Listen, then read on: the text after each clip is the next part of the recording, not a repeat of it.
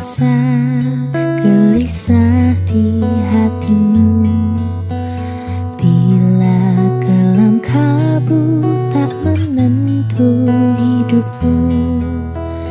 Ingat masih ada seorang penolong bagimu. Yesus tak pernah jauh darimu. Bila cobaan menggodai hatimu, bila sengsara menimpa keadaanmu, ingat Yesus takkan pernah jauh darimu. Dia selalu pedulikan kamu. Berseru, memanggil namanya, berdoa, dia akan segera menghampiri dirimu. Percaya, Yesus tak jauh darimu. Dia hanya sejauh doa.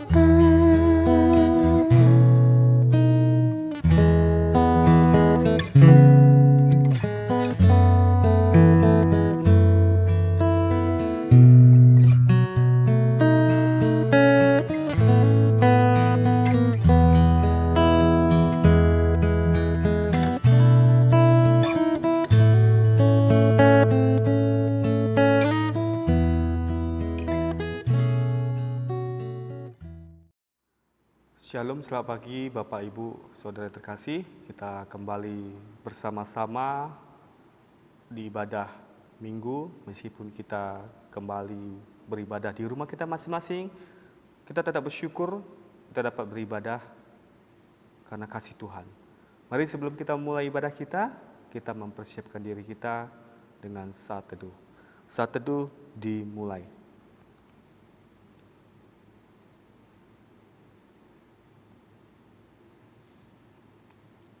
Amin. Saat teduh selesai. Ibadah kita hari ini dimulai dalam nama Allah Bapa, Allah Anak, dan Allah Roh Kudus. Amin. Mazmur 136 ayat 1-3. Bersyukurlah kepada Tuhan sebab Ia baik, bahwasanya untuk selama-lamanya kasih setianya. Bersyukurlah kepada Allah segala Allah, bahwasanya untuk selama-lamanya kasih setianya. Bersyukurlah kepada Tuhan segala Tuhan, bahwasanya untuk selama-lamanya kasih setianya. Amin. Kita akan memuji Tuhan, kita akan bernyanyi, memuliakan Tuhan. Untuk yang pertama ini kita bernyanyi pujian Biar Seluruh Bumi.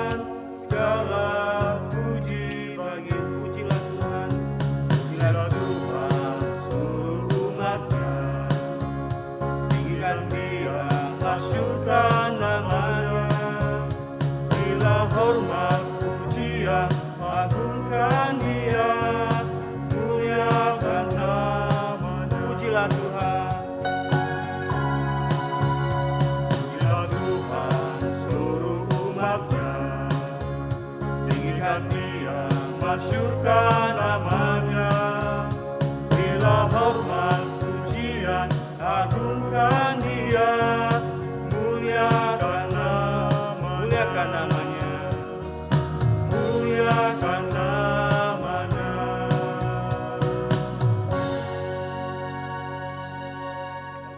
Kita kembali akan memuji Tuhan. Mari kita lebih lagi memuji Tuhan, kita lebih lagi bersemangat memuji nama-Nya. Kita akan memuji nama Tuhan dengan pujian, datang ke hadirat Tuhan.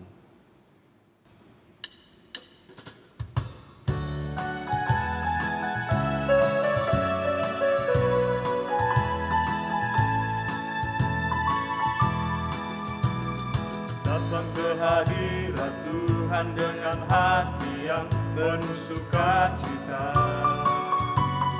Datang ke hadirat Tuhan dengan senyum dan muka yang gembira. Tanggalkan beban dan kesedihan yang ada di dalam hatimu. Kenakan jubah pujian, sambut hadirnya Sang Raja, dan gunung-gunung pun bersorak-sorai memuji Dia. Dan pohon-pohon pun bertepuk tangan memuji Dia. Sekalian kita di sini berkumpul dan memuji Dia. Yesus Tuhan Raja, Dialah yang bertahta di atas pujian.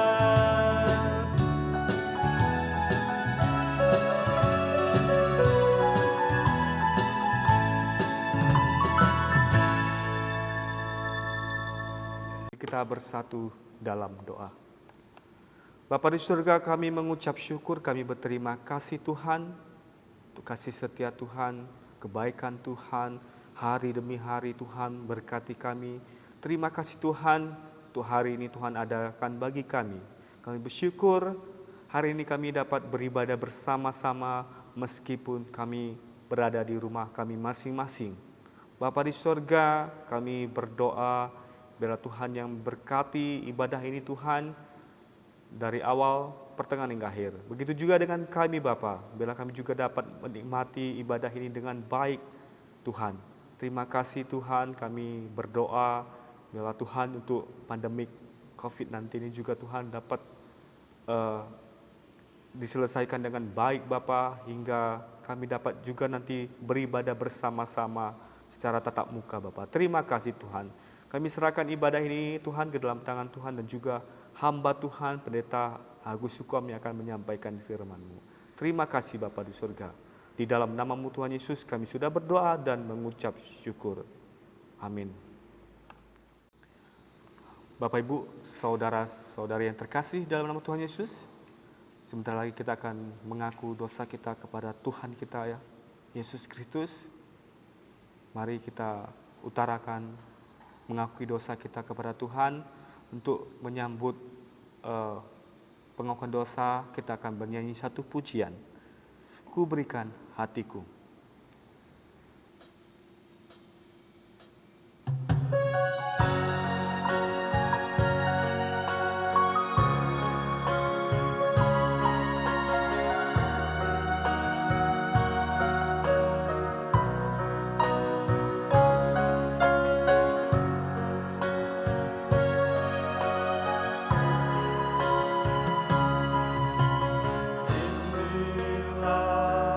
Rindu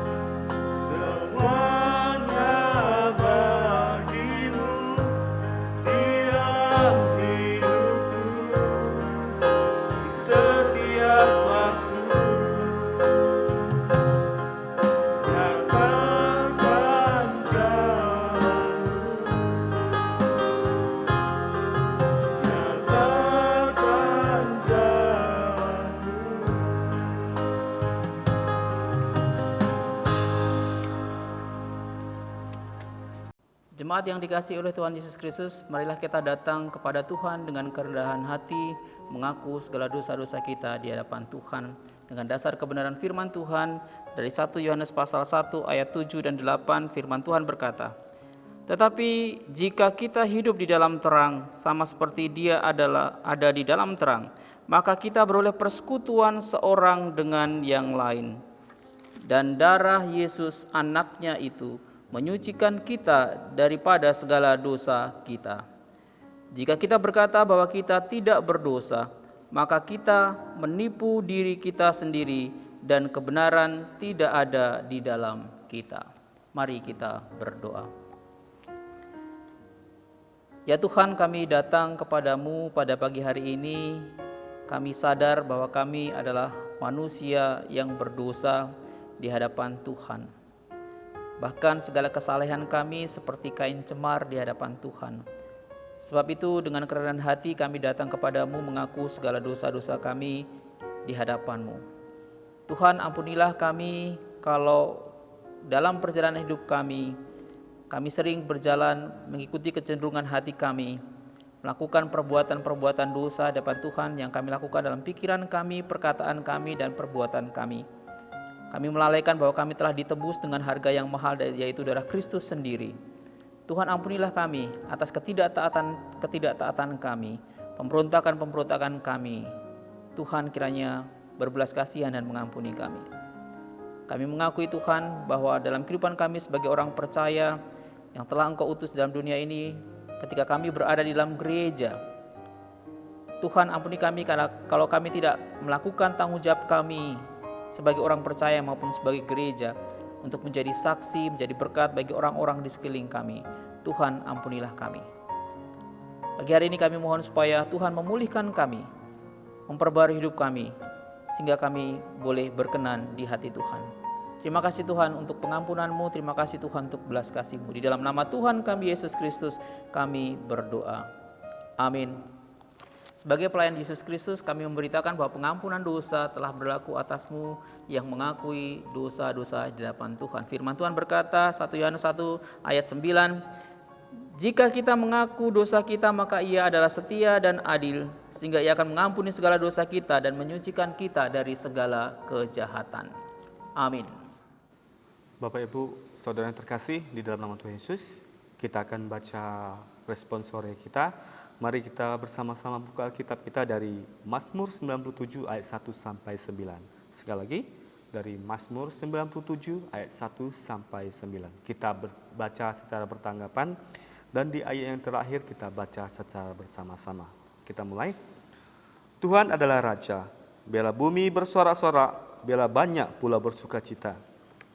Awan dan kekelaman ada sekeliling Dia, keadilan dan hukum adalah tumpuan tahtanya. Api menjalar di hadapannya dan menghanguskan para lawannya sekeliling. Kilat-kilatnya menerangi dunia, bumi melihatnya dan gemetar. Gunung-gunung luluh seperti lilin di hadapan Tuhan seluruh bumi. Langit memberitakan keadilannya, dan segala bangsa melihat kemuliaan. Semua orang yang beribadah kepada patung akan mendapat malu. Orang yang memegahkan diri karena berhala-berhala, segala Allah sujud menyembah kepadanya. Sion mendengarnya dan bersukacita, putri-putri Yehuda bersorak-sorak, oleh karena penghukuman-Mu, ya Tuhan. Sama-sama.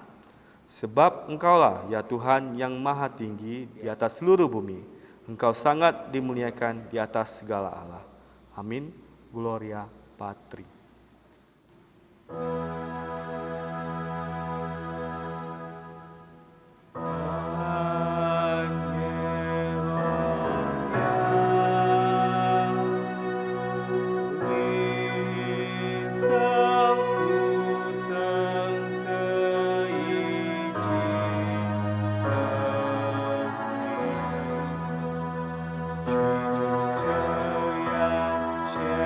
Jaya,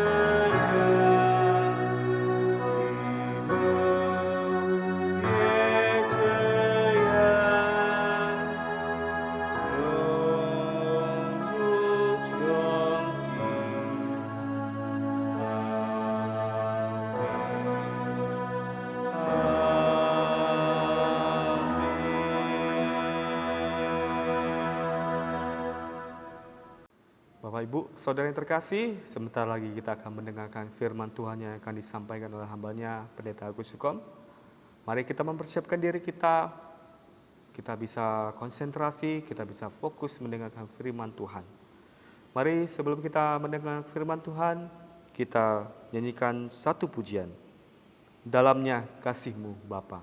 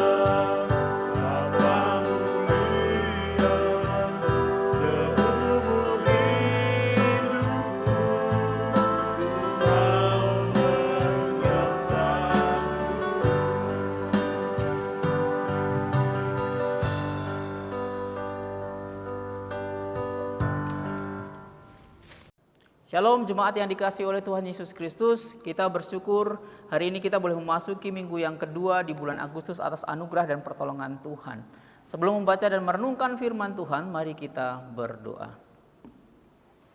Ya Tuhan, kami berterima kasih pagi hari ini kami boleh diberikan lagi kesempatan untuk membaca dan merenungkan firman Tuhan. Kami mohon supaya Tuhan berbicara kepada kami pagi hari ini. Roh Allah memampukan kami untuk kami boleh mengerti, memahami kebenaran firman-Mu. Dan Roh Allah memampukan kami juga untuk menerapkan firman Tuhan yang kami dengar pagi hari ini dalam kehidupan nyata, dalam kehidupan kami secara praktis. Terima kasih Tuhan, berfirmanlah kepada kami anak-anak-Mu siap mendengarkannya. Di dalam nama Tuhan kami Yesus Kristus, kami berdoa. Amin. Bapak Ibu saudara-saudara yang dikasihi oleh Tuhan Yesus Kristus, kita telah memasuki bulan Agustus dan kita memasuki minggu yang kedua. Ini adalah bulan kemerdekaan bagi negara kita dan suasana untuk menyambut kemerdekaan itu sudah mulai terasa di berbagai lingkungan masyarakat, entah di sekolah-sekolah, entah di kantor-kantor maupun juga di kelurahan-kelurahan, di desa-desa. Meskipun demikian kita juga belum terlepas dari pandemi COVID-19, kita terus berdoa supaya Tuhan sendiri akan menolong supaya kita bisa terlepas dari pandemi COVID-19 ini. Nah, seperti biasanya gereja dalam masa bulan Agustus seringkali membawa tema, menyampaikan tema-tema berkaitan dengan kemerdekaan, secara khusus kemerdekaan dalam hubungannya dengan kehidupan rohani.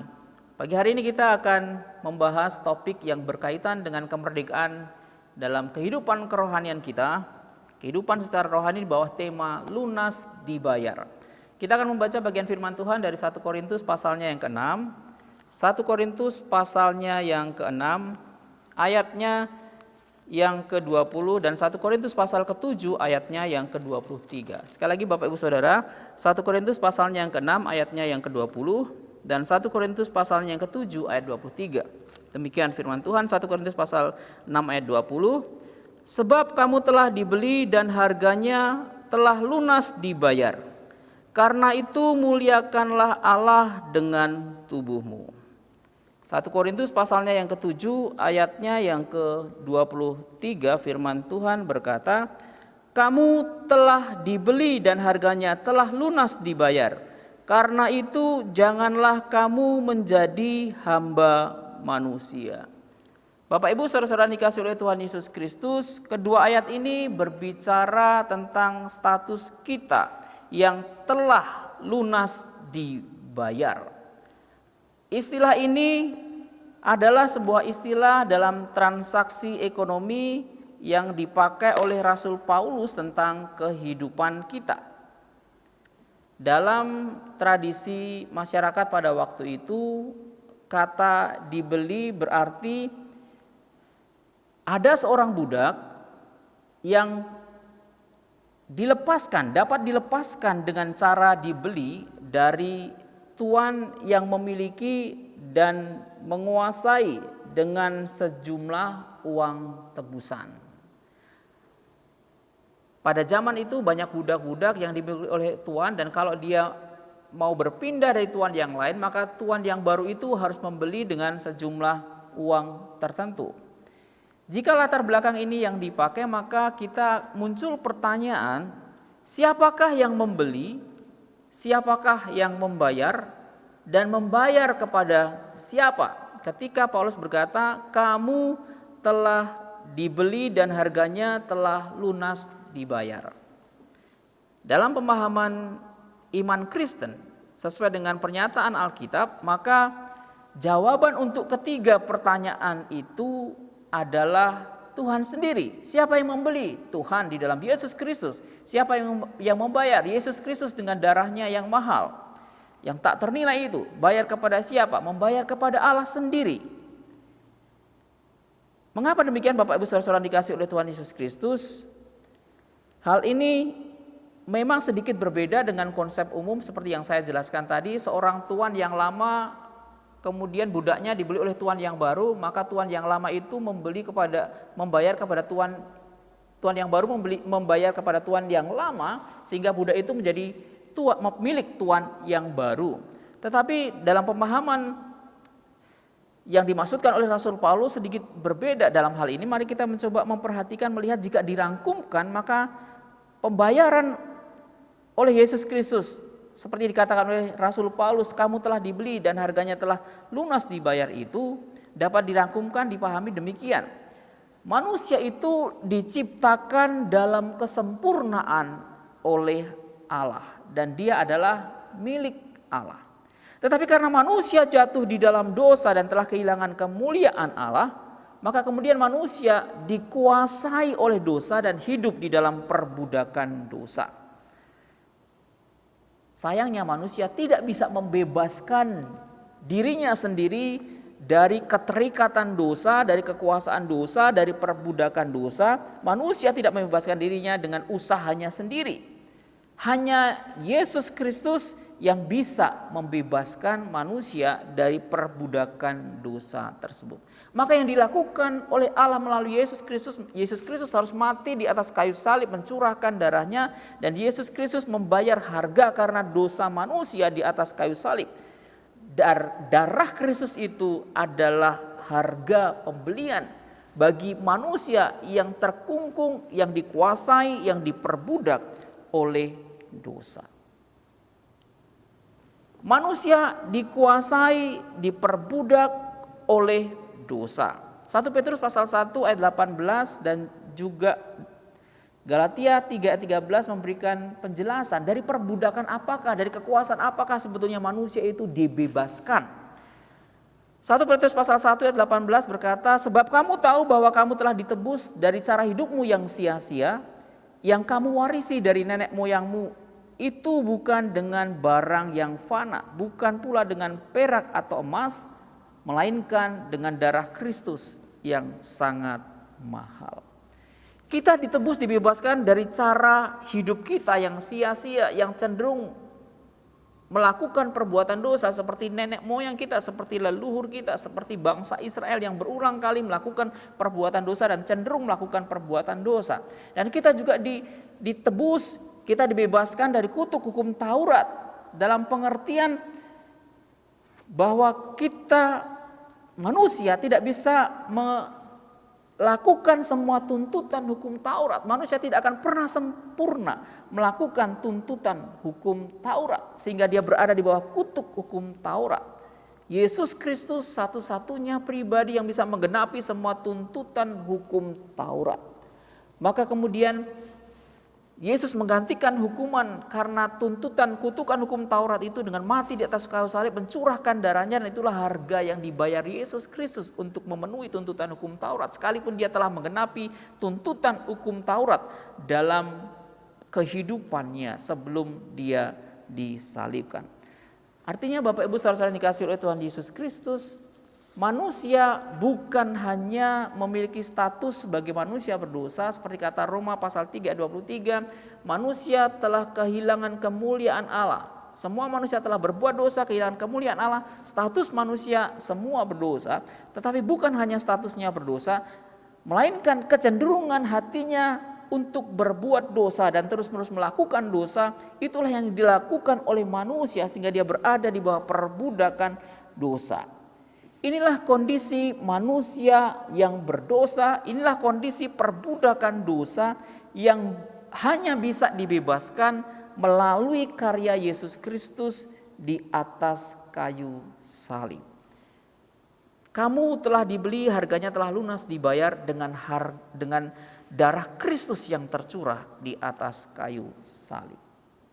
Pada sisi yang lain, Bapak Ibu saudara-saudara yang dikasihi oleh Tuhan Yesus Kristus, salib bukan sekedar proses transaksional yang menjadi upaya Allah di dalam Yesus Kristus untuk memiliki manusia kembali. Namun salib Kristus merupakan tindakan sepihak dari Tuhan.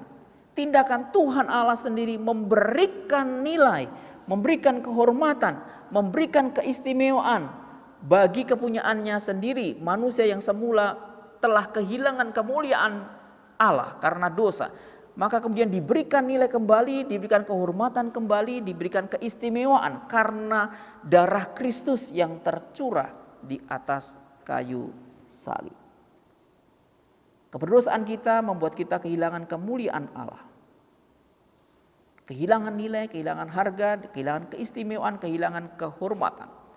Tetapi melalui Kristus Allah memulihkan kembali kemuliaan itu di dalam Tuhan Yesus Kristus. Roma pasal 3 ayat 23-24 berkata, karena semua orang telah berbuat dosa dan telah kehilangan kemuliaan Allah, dan oleh kasih karunia telah dibenarkan dengan cuma-cuma karena penebusan di dalam Kristus Yesus. Bapak Ibu saudara-saudara dikasihi oleh Tuhan Yesus Kristus, 1 Korintus pasalnya yang ke-6 ayatnya yang ke-20, Paulus berkata kepada jemaat di Korintus, kamu telah dibeli dan harganya telah lunas dibayar. Karena itu muliakanlah Allah dengan tubuhmu. Kalau kita memperhatikan latar belakang sebelum ayat ini, maka kita melihat ada kebiasaan-kebiasaan yang dilakukan oleh orang-orang Korintus.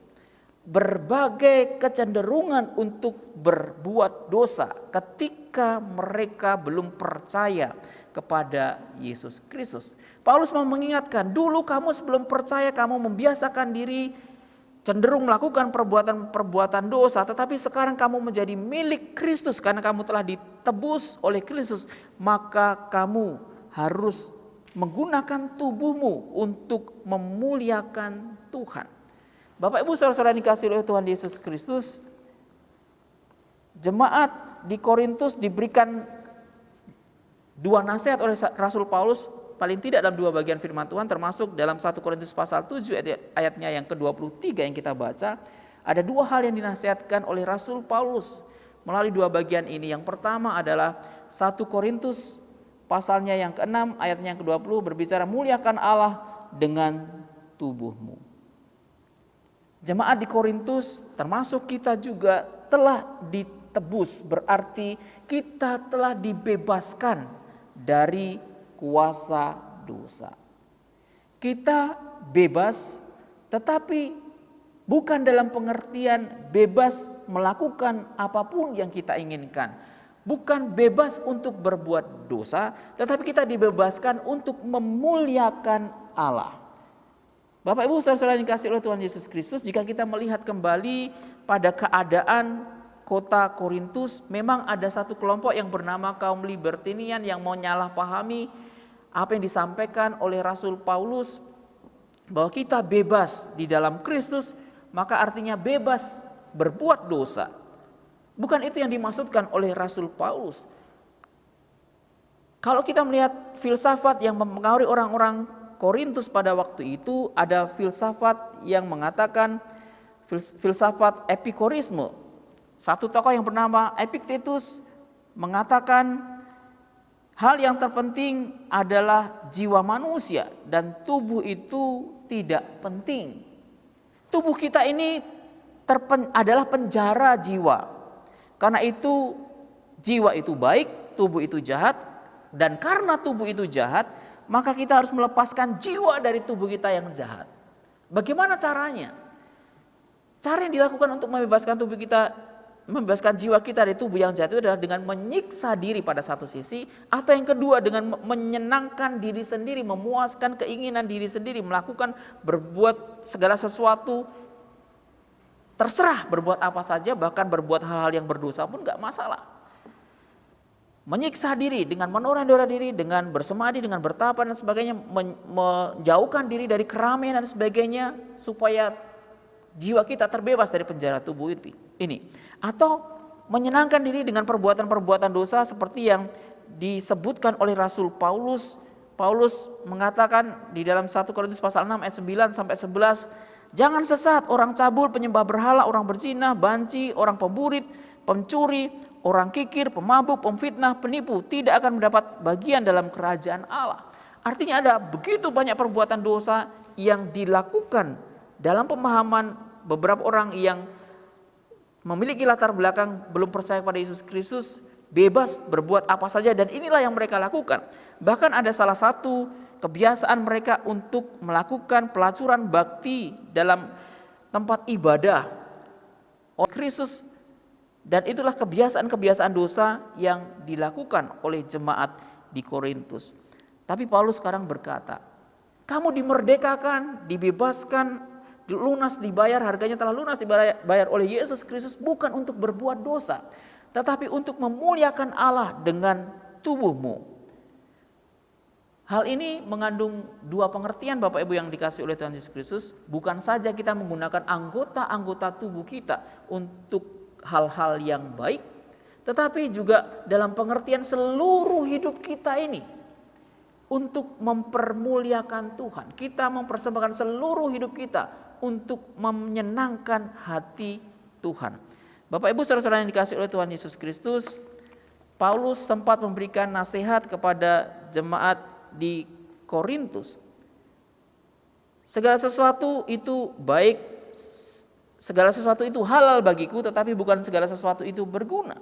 Segala sesuatu itu halal bagiku, tetapi aku tidak membiarkan diriku diperhamba oleh apapun. Paulus mau memberikan nasihat bahwa ada prinsip yang penting dalam melakukan sesuatu, dalam mempermuliakan Allah melalui tindakan-tindakan kita. Bukan segala sesuatu berguna, bukan segala sesuatu bebas untuk dilakukan, tetapi ada batasan-batasan yang bisa dikatakan bahwa kita bisa mempermuliakan Tuhan dengan anggota-anggota tubuh kita. Beberapa waktu yang lalu saya memberikan contoh, Bapak Ibu Saudara yang dikasih oleh Tuhan Yesus Kristus, orang yang punya kebiasaan merokok akan memberikan argumentasi untuk membenarkan dirinya bahwa merokok itu tidak berdosa, karena di dalam Alkitab tidak dikatakan jangan merokok. Tetapi sebetulnya bagian firman Tuhan memberikan prinsip-prinsip bagaimana kita menggunakan anggota tubuh kita, bagaimana kita memuliakan Tuhan melalui anggota-anggota tubuh kita. Kita bisa bertanya, apakah kita mempermuliakan Tuhan, menyenangkan Tuhan ketika kita merokok? Apakah yang kita lakukan itu berguna ketika kita merokok? Apakah ketika kita bertanya secara pribadi kepada Tuhan, apakah Tuhan senang dengan apa yang saya lakukan? Ini sebuah pertanyaan-pertanyaan yang dimaksudkan oleh Rasul Paulus ketika dia berkata, segala sesuatu hal bagiku, tetapi bukan segala sesuatu itu berguna. Ada prinsip-prinsip yang jauh lebih penting daripada sekedar menyenangkan diri sendiri. Mungkin kita bisa lebih lanjut bertanya, apakah rokok itu menimbulkan kecanduan dan membuat kita terikat pada kebiasaan-kebiasaan yang salah? Ini menjadi pertanyaan-pertanyaan lanjut yang bisa kita tanyakan kepada diri kita. Secara khusus orang-orang yang punya kebiasaan merokok. Muliakanlah Tuhan dengan tubuhmu. Ini yang pertama, Bapak Ibu Saudara-saudara dikasihi oleh Tuhan Yesus Kristus, maka kita perlu juga mengingat Roma pasal 12 ayat 1 dan 2. Karena itu muliakanlah Tuhan dengan seluruh kehidupan kita. Persembahkanlah dirimu sebagai korban yang hidup yang berkenan kepada Tuhan. Itulah adalah ibadahmu yang sejati. Seluruh hidup kita adalah ibadah yang sejati kepada Tuhan. Yang kedua, Bapak Ibu Saudara-saudara yang dikasihi oleh Tuhan Yesus Kristus, nasihat Rasul Paulus secara khusus di dalam 1 Korintus pasal 7 ayat ke-23. Karena kita sudah ditebus oleh Kristus, maka kita dipanggil untuk membuat komitmen, penyerahan diri untuk mengikut Dia dengan segenap hati dan untuk melayani Dia dengan segenap hati. Seperti Yesus Kristus menyerahkan dirinya dalam ketaatan demi membayar harga dan menebus hutang-hutang dosa kita, kutuk hukum Taurat. Demikian pula kita sepantasnya lah sebagai ungkapan syukur kita karena kita telah ditebus oleh Kristus. Kita berkomitmen untuk menyerahkan diri kita kepada Tuhan dan melayani Tuhan dengan segenap keberadaan kita.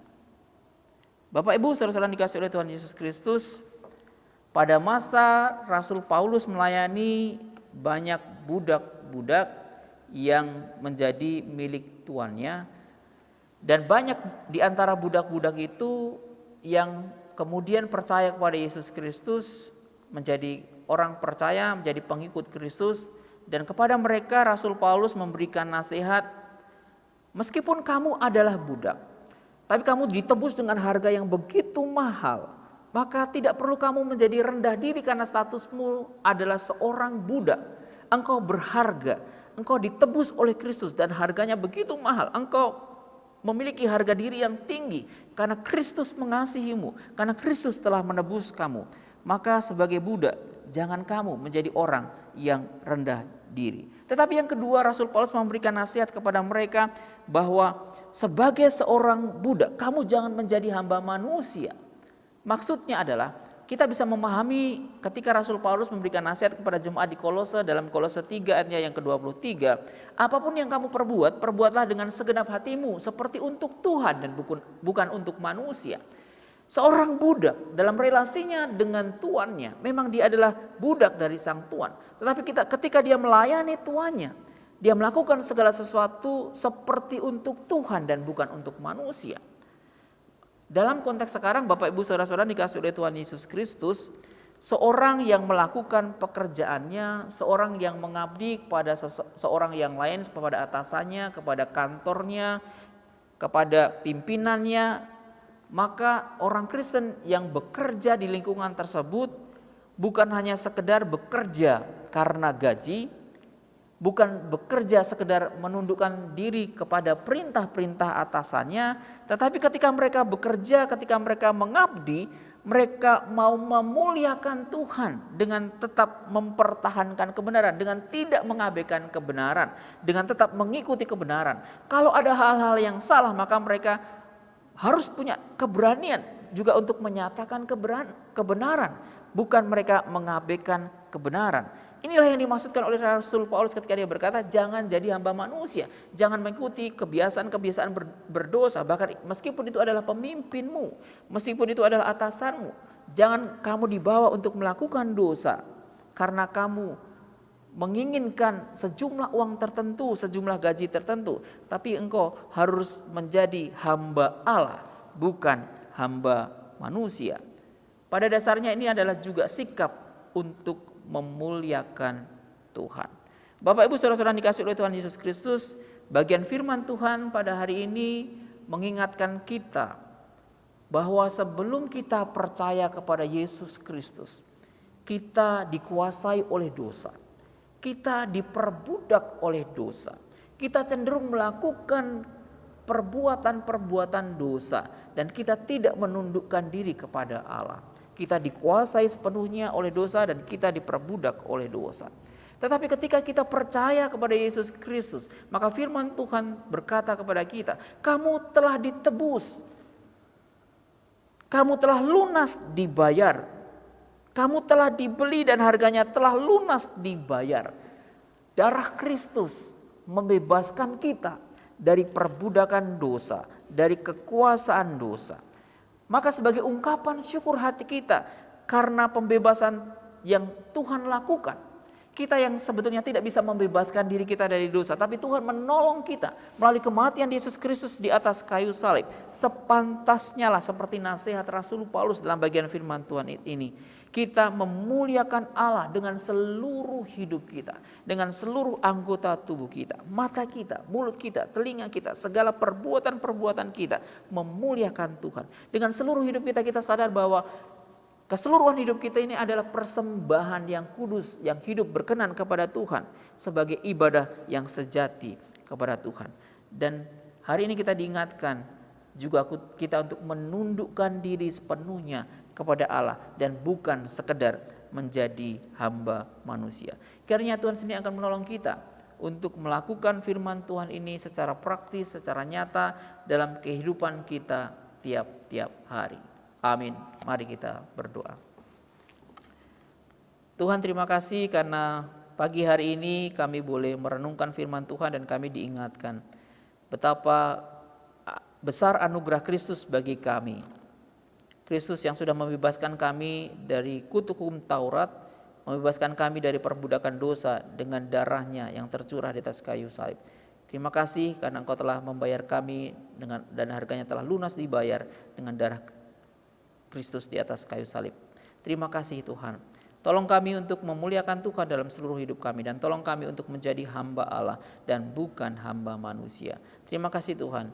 Kami menyerahkan hidup kami, keberadaan kami. Biarlah Tuhan sendiri akan memampukan kami untuk lebih jauh menerapkan firman Tuhan ini dalam kehidupan kami tiap-tiap hari. Di dalam nama Tuhan kami Yesus Kristus kami berdoa. Amin. Bapak Ibu, saudara yang terkasih, kita sudah mendengarkan firman Tuhan. Sekarang kita akan mengakui iman kita kepada Tuhan kita Yesus Kristus dengan pengakuan iman rasuli. Mari kita sama-sama mengakuinya di hadapan Tuhan dengan bahasa Indonesia. Kita bacakan bersama-sama. Kita mulai. Pengakuan iman rasuli. Aku percaya kepada Allah, Bapa yang Maha Kuasa, Khalik langit dan bumi, dan kepada Yesus Kristus Anak yang tunggal Tuhan kita, yang dikandung daripada Roh Kudus, lahir dari anak darah Maryam, yang menderita sengsara di bawah pemerintahan Pontius Pilatus, disalibkan, mati dan dikuburkan, turun ke dalam kerajaan maut. Pada hari ketiga bangkit pula dari antara orang mati, naik ke surga, duduk di sebelah kanan Allah Bapa yang Maha Kuasa. Dan dari sana ia akan datang untuk menghakimi orang yang hidup dan yang mati. Aku percaya kepada Roh Kudus, gereja yang kudus dan am, persekutuan orang kudus, pengampunan dosa, kebangkitan daging dan hidup yang kekal. Amin. Bapak Ibu, saudara yang terkasih, tiba saatnya kita akan mengumpulkan persembahan kita. Kita akan memberikan yang terbaik kepada Tuhan kita dengan protokol yang sudah ditentukan. Kita akan mengumpulnya. Bapak Ibu bisa datang ke gereja untuk memberikan persembahan. Mari untuk menyambut persembahan ini kita sama-sama bernyanyi pujian. Ku bawa korban syukur.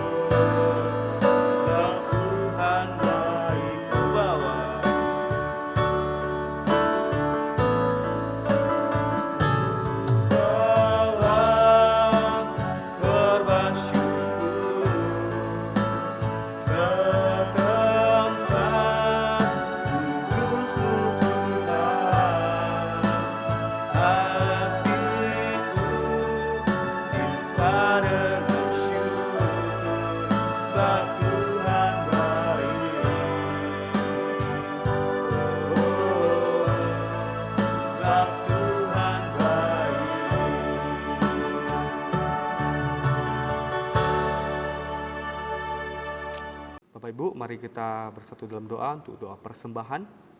Kita berdoa. Bapa di surga, terima kasih Tuhan untuk firman-Mu yang boleh kami dengar pada hari ini Tuhan. Itu menjadi rema dalam kehidupan kami, menjadi panduan dalam kehidupan kami Bapa di surga. Terima kasih Bapa, kami juga telah mengumpulkan persembahan kami Bapa. Bila Tuhan yang memberkati persembahan kami Tuhan, agar dapat dipergunakan Tuhan dalam pelayanan kami di gereja-Mu ini Bapa.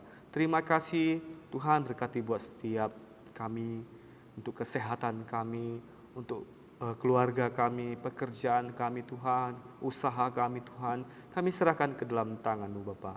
Terima kasih Bapa, dan ajari kami Tuhan untuk lebih lagi memberi yang terbaik untuk Tuhan.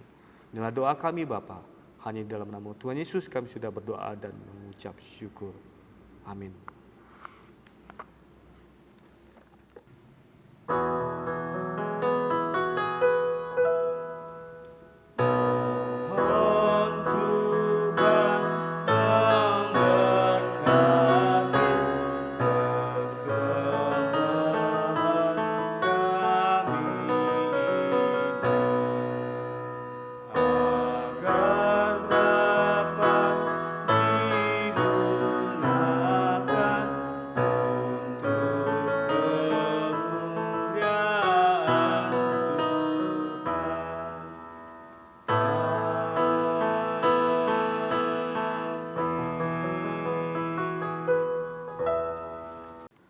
Bapak Ibu, Saudara yang terkasih, kita akan mengakhiri ibadah kita pada hari ini.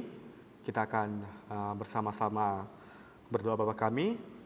Diteruskan dengan doksologi dan doa berkat oleh hambanya, Pendeta Agus Sukom dan Amin Song. Mari kita sama-sama berdoa Bapa kami, kita satukan hati kita bersatu dalam doa. Bapa kami yang di surga, dikuduskanlah nama-Mu, datanglah kerajaan-Mu. Jadilah kehendak-Mu di bumi seperti di surga. Berikanlah kami pada hari ini makanan kami yang secukupnya, dan ampunilah kami akan kesalahan kami, seperti kami juga mengampuni orang yang bersalah kepada kami. Dan janganlah membawa kami ke dalam pencobaan, tetapi lepaskanlah kami daripada yang jahat. Karena Engkau yang punya kerajaan dan kuasa dan kemuliaan sampai selama-lamanya. Amin.